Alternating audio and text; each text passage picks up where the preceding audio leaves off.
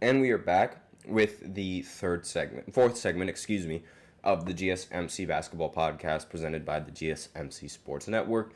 And in this fourth segment, we're going to be focusing on the Celtics and the Washington Wizards and their matchup. And a quick fun fact before I start this matchup: there was an NBA score change after the game concluded. The Golden State Warriors, they played the Portland Trail Blazers, but now the NBA has concluded that the Blazers should have actually lost by 36 points as opposed to losing to 35 after a stat error was recorded in that game.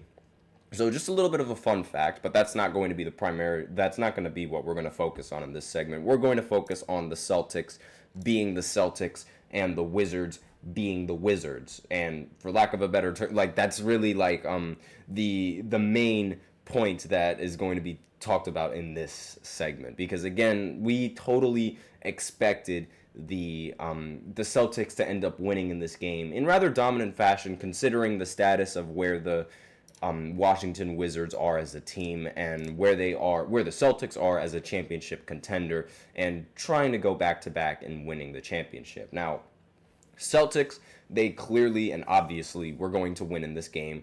I picked them to win this game, so for the day, I am 2 for 4. That's 50% right, 50% wrong. Hopefully it was, so far I've gotten 2 games wrong in every single one of the predictions that I do. So take that what you will. Whenever I'm doing the predictions, just see what 2 games are most likely going to be wrong, and then pick the opposite of what I picked, and chances are you're going to end up being right. So we'll see how my predictions go on in the future. But so far, I've missed 2 predictions in the last few days. And I don't really think... I think that's rather impressive, to me at least, the fact that I've only gotten 4 wrong compared to getting, 3,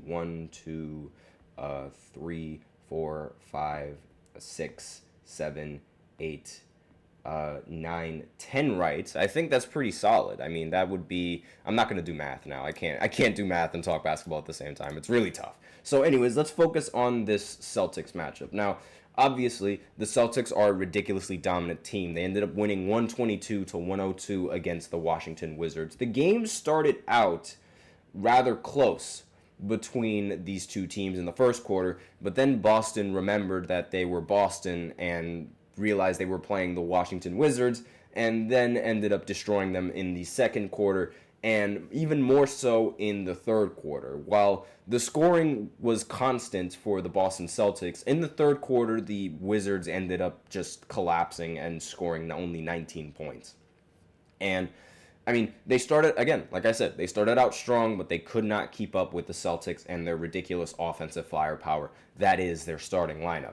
And let's just see here. Now, Kristaps in this matchup, he didn't really, I will say he did not play in this matchup, so don't worry about that graphic. I just needed to have a graphic there. But again, this matchup was never ever close, and Al Horford, while he did play in this game, he ended up recording 0 points. But again, don't really expect Al Horford to have a dominant performance coming in this game, more so than I expect the rest of the starting lineup. Now, Jaylen Brown ended the game with 27 points, 8 rebounds, 3 assists, along with 4 steals, shot 10 for 20 from the field, 3 of 6 from 3, exactly 50% in every single shooting aspect.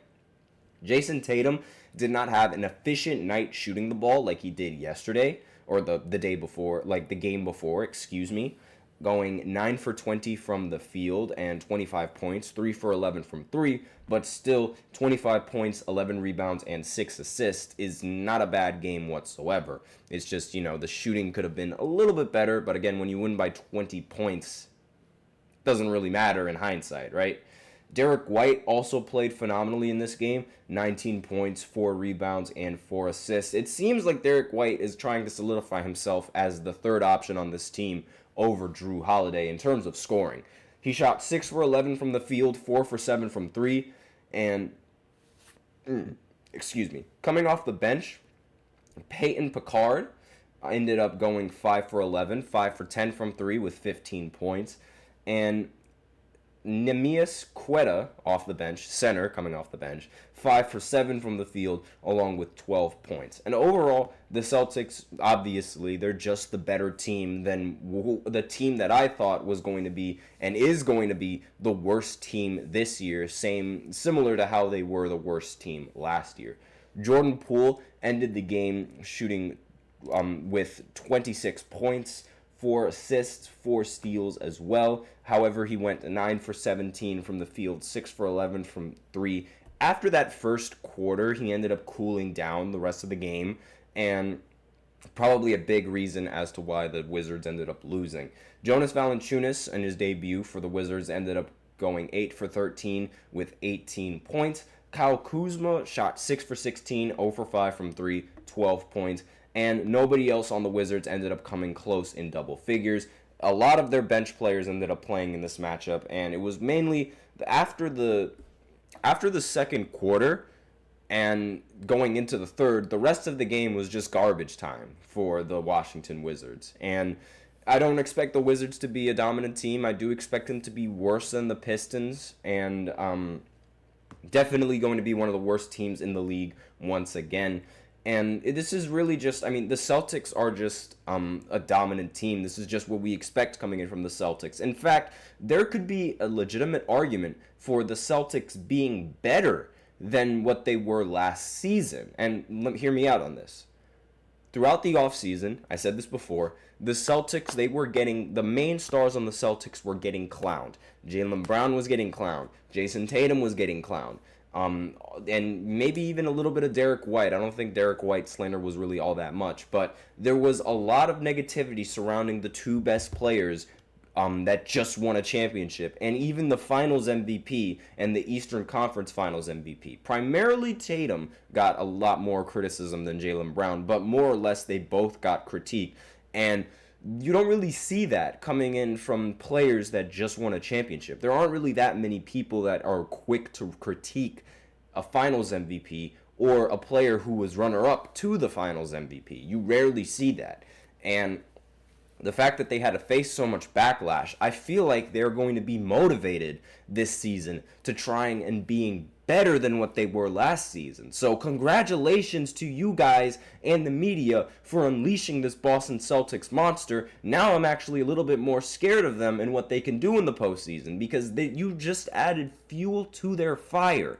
You just added more reason to want to make these guys want to win and make these guys want to go back to back. Like, why would we do that? Why would you guys do that? I wasn't doing that, so it's you guys. It's your fault for doing that. I don't know why we try and poke the bear. That's literally what we all were doing, just poking the bear. And I understand it might have been a little bit funny, the fact that Jason Tatum wasn't playing in the Olympics, but was that right? No, in my opinion, I don't think it was. Regardless of how well or how bad Jason Tatum played in the majority of these Olympic games, he should not have been sitting out in those pivotal games. I don't know what Steve Kerr was thinking with his rotations, but alas, that's what happened. The media ended up clowning him for not being able to play in these games. They also clowned him for hitting the side of the backboard on a three-point attempt. And again, this is just more fuel to that fire. And these players and the Boston Celtics are probably going to repeat at this rate, given off of, all of the backlash that they received in the offseason. I would not be surprised if they three-peat. Not three-peat, if they go back-to-back. And maybe even then I wouldn't be surprised if they three-peat. But alas, that's really what's to be expected. They ended up winning 2 games by 20 points or more, the first 2 games that they ended up playing, which is rather concerning. I do understand that the Wizards, they are the Wizards, and that just makes sense for the Wizards to lose by 20 plus points, but beating the Knicks as dominantly as they did, and then coming back and doing it again the next day, or the next game that they play, it's a pretty serious issue, in my opinion. But again, that's just my opinion. All of you guys can take with that what you will. And that's really all that I have to say about this matchup. Because again, this matchup was something that I'm sure a lot of people expected. No one expected the Wizards to end up prevailing in this game. And nobody expected the Celtics to lose in this game. So, not really much that needs to be said about that. Now, in the for the fifth segment, we are going to do predictions once again. There are going to be games happening today. There's going to be games happening tomorrow, as well as games happening on Sunday. I'm only going to do games happening today for the games that are happening today, and then I'll just recap all of the games probably on Monday, and we'll see how it goes. But I really like doing these predictions. Depending on the time, I'll go ahead and I'll do the games that are going to happen on Saturday and see how it goes if I can go into Sunday. But for now, I'm mainly going to focus on the games happening today. So I'll be right back after this short segment, so be sure to stay tuned.